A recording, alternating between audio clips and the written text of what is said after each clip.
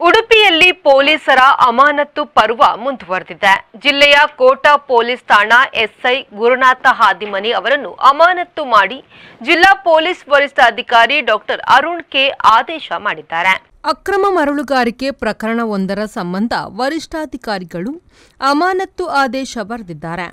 ಉಡುಪಿಗೆ ಡಾಕ್ಟರ್ ಅರುಣ್ ಅವರು ವರಿಷ್ಠಾಧಿಕಾರಿಯಾದ ನಂತರ ಇಲಾಖೆಯಲ್ಲಿ ಕರ್ತವ್ಯ ಲೋಪ ಎಸಗಿದ ಅಧಿಕಾರಿಗಳನ್ನು ಸತತ ಅಮಾನತು ಮಾಡಲಾಗುತ್ತಿದೆ.